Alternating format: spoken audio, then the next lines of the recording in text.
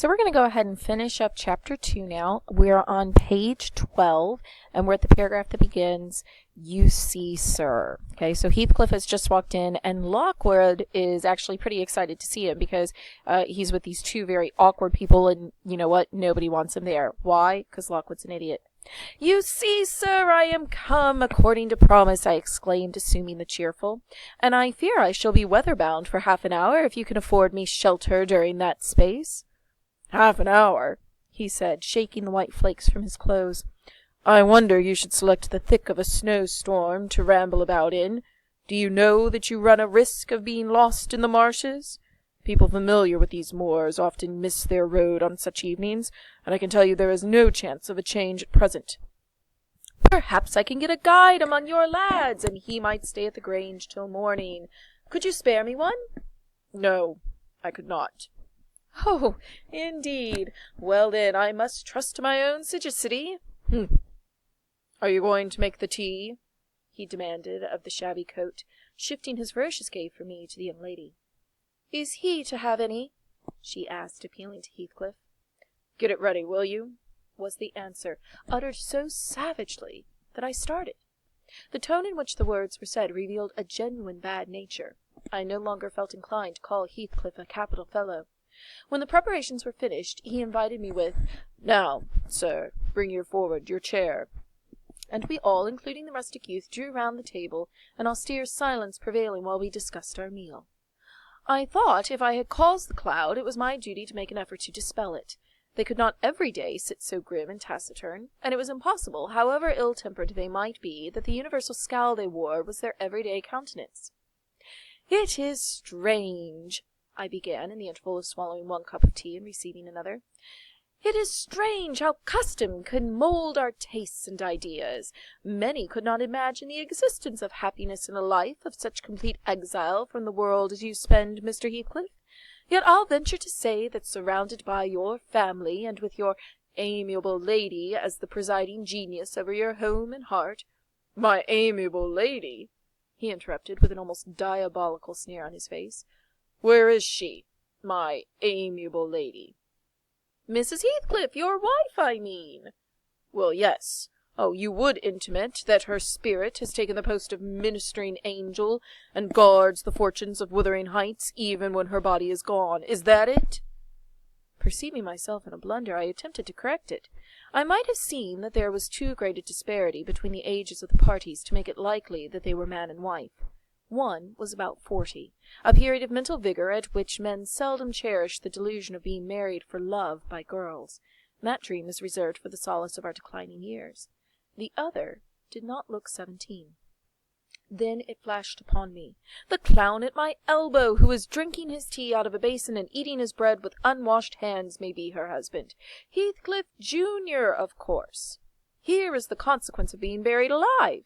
She has thrown herself away upon that bore from sheer ignorance that better individuals existed. A sad pity. I must beware how I cause her to regret her choice. Now, do you hear what Lockwood's saying there? I mean, this is actually just pretty funny. He's sitting here going, "Oh, you know what? She probably looks at me and thinks, oh man, I missed that. I wish I could get a hold of a piece of Lockwood. That's the ticket." He has a really high opinion of himself. The last reflection may seem conceited. It was not. My neighbor struck me as bordering on repulsive.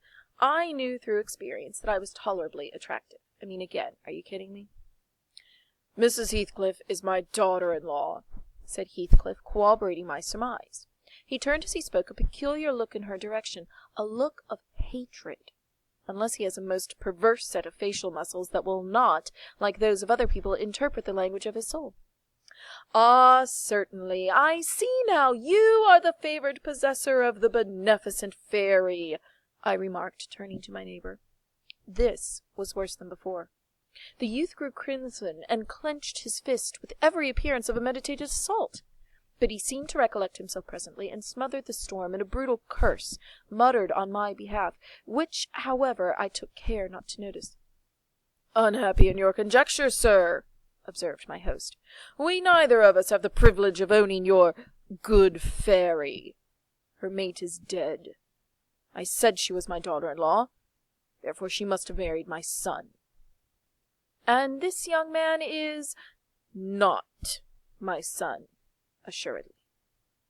Heathcliff smiled again, as if it were rather too bold a jest to attribute the paternity of that bear to him. My name is Hareton Earnshaw, growled the other, and I counsel you to respect it. I've shown no disrespect, was my reply, laughing internally at the dignity with which he announced himself. And so we stop there, and what we've learned is that in Wuthering Heights, we have Heathcliff, who at this time is around 40 years old.